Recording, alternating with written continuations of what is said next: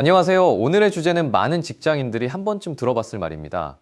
월급쟁이는 절대 부자 못 된다. 그런데 반대로 이런 말도 있습니다. 아니다. 월급쟁이도 충분히 부자가 될 수 있다. 둘 중 뭐가 맞을까요? 사실 이 논쟁은 단순히 직장인이냐, 사업가냐의 문제가 아닙니다. 그 안에는 돈을 바라보는 방식, 노동의 한계, 자산의 힘, 리스크를 대하는 태도, 그리고 삶의 방향에 대한 꽤 깊은 메시지가 숨어 있습니다.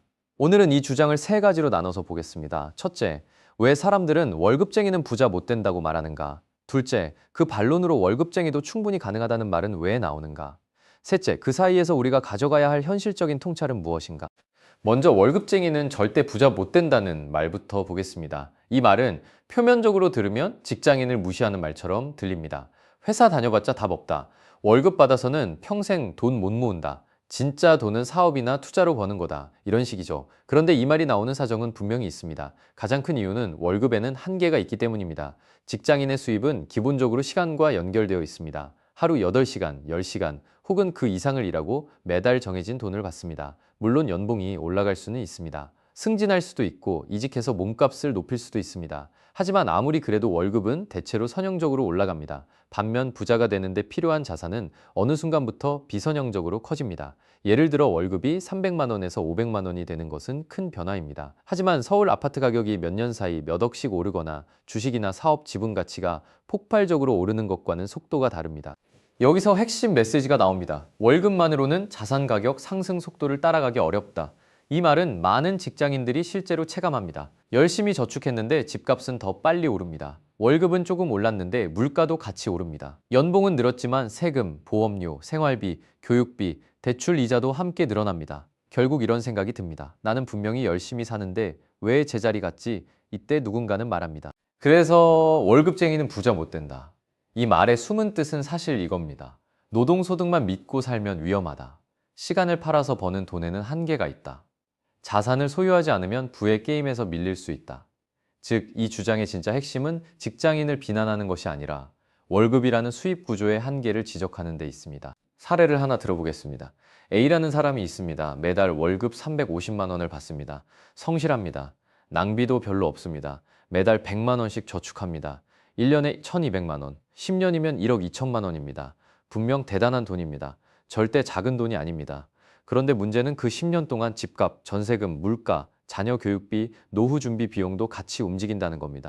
그래서 단순 저축만으로는 안정은 가능해도 큰 부까지 가기는 어렵습니다. 이 주장을 하는 사람들이 던지는 메시지는 결국 하나입니다. 월급은 출발점이지 종착점이 아니다. 직장인으로 사는 것이 문제가 아니라 월급만 믿고 아무 자산도 만들지 않는 것이 문제라는 겁니다. 이 관점에서 보면 월급쟁이는 절대 부자 못 된다는 말은 다소 과격하지만 그 안에는 꽤 현실적인 경고가 들어 있습니다. 근데 여기서 반론이 나옵니다. 아니다. 월급쟁이도 충분히 부자가 될 수 있다. 이 말도 맞습니다. 왜냐하면 부자가 되는데 꼭 사업을 해야만 하는 것은 아니기 때문입니다. 오히려 많은 사람에게는 안정적인 월급이 가장 강력한 자본 형성 수단이 될 수 있습니다. 사업은 수익이 클 수 있지만 실패 확률도 높습니다. 투자도 큰 돈을 벌 수 있지만 잘못하면 원금을 잃을 수 있습니다. 반면 월급은 예측 가능한 현금 흐름입니다. 매달 일정한 돈이 들어온다는 것은 엄청난 장점입니다. 이 돈을 소비로 다 써버리면 그냥 생활비지만 꾸준히 투자하면 자산을 사는 도구가 됩니다. 이 주장의 핵심은 이것입니다. 월급쟁이가 부자가 못 되는 것이 아니라 월급을 자산으로 바꾸지 못하면 부자가 되기 어렵다. 즉 월급 자체가 문제가 아니라 월급을 다루는 방식이 문제라는 겁니다. 예를 들어 B라는 직장인이 있습니다. B는 월급을 받으면 먼저 생활비를 쓰고 남는 돈을 저축하는 사람이 아닙니다. 반대로 월급이 들어오면 먼저 일정 비율을 투자합니다. 소득의 20%, 30% 가능하다면 40%를 장기 투자합니다. 퇴직연금, 연금저축, ISA 인덱스 펀드, 우량자산, 부동산 종잣돈 등으로 꾸준히 옮깁니다. 처음에는 별것 아닌 것처럼 보입니다. 하지만 10년, 20년이 지나면 이야기가 달라집니다. 월급은 매달 들어오는 작은 물줄기지만 그 물줄기를 자산이라는 저수지에 계속 부으면 어느 순간 꽤 큰 호수가 됩니다. 여기서 중요한 건 복리입니다. 직장인의 가장 큰 무기는 한 방이 아닙니다. 꾸준함입니다. 사업가는 한 번에 큰 돈을 벌 수 있지만 한 번에 큰 돈을 잃을 수도 있습니다. 직장인은 폭발력은 약할 수 있지만 안정적인 현금 흐름으로 오래 버틸 수 있습니다. 그리고 투자에서 오래 버티는 능력은 생각보다 강력합니다. 실제로 많은 부자들은 화려한 사업가가 아니라 고소득 전문직, 대기업 직장인, 공무원, 교사, 연구원, 엔지니어처럼 안정적인 소득을 기반으로 오랫동안 자산을 쌓은 사람들입니다. 이 사람들은 월급을 단순한 생계비로 보지 않았습니다. 월급을 자산을 사는 연료로 봤습니다. 이 반론이 던지는 메시지는 이겁니다. 월급쟁이라는 신분이 한계가 아니라 월급을 소비로만 끝내는 습관이 한계다. 숨은 뜻은 더 현실적입니다. 굳이 무리해서 사업하지 않아도 된다. 직장을 다니면서도 자산가가 될 수 있다. 중요한 것은 소득의 종류보다 돈이 남는 구조와 투자 습관이다. 이 관점에서는 월급쟁이가 오히려 유리한 점도 있습니다. 은행 대출을 받을 때 안정적인 소득은 신용이 됩니다. 장기 투자를 할 때 월급은 추가 매수의 힘이 됩니다. 경기 침체 때도 직장을 유지하면 싼 자산을 살 수 있는 기회가 생깁니다. 물론 아무 직장인이나 자동으로 부자가 되는 것은 아닙니다. 소득이 너무 낮거나 소비가 너무 크거나 투자 지식이 없거나 빚이 많거나 계속 충동 소비를 하면 월급이 얼마든 부자가 되기 어렵습니다. 하지만 이것은 직장인이라서 불가능한 것이 아닙니다. 돈의 구조를 만들지 못했기 때문에 어려운 것입니다. 그럼 이제 양쪽 주장을 한번 정리해 보겠습니다. 월급쟁이는 절대 부자 못 된다는 말은 반은 맞고 반은 틀립니다. 맞는 부분은 월급만으로는 큰 부를 만들기 어렵다는 것입니다. 특히 월급을 받고 쓰고 남으면 저축하는 방식만 반복하면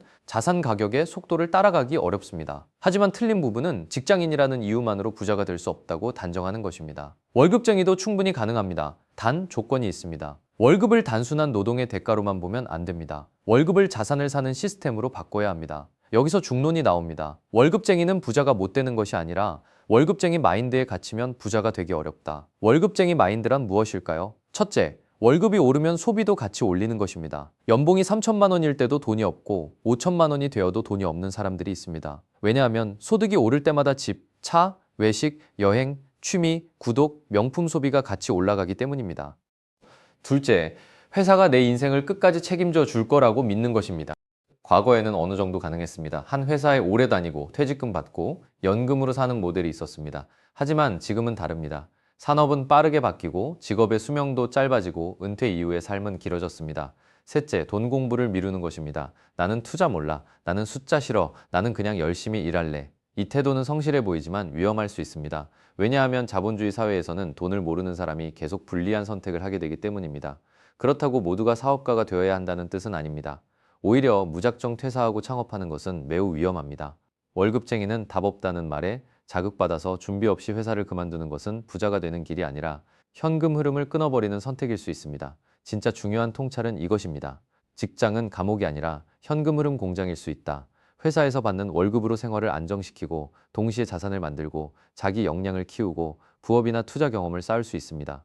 그러면 직장은 단순히 나를 묶어두는 곳이 아니라 다음 단계로 가기 위한 발판이 됩니다. 그렇다면 직장인이 부자가 되려면 어떻게 해야 할까요?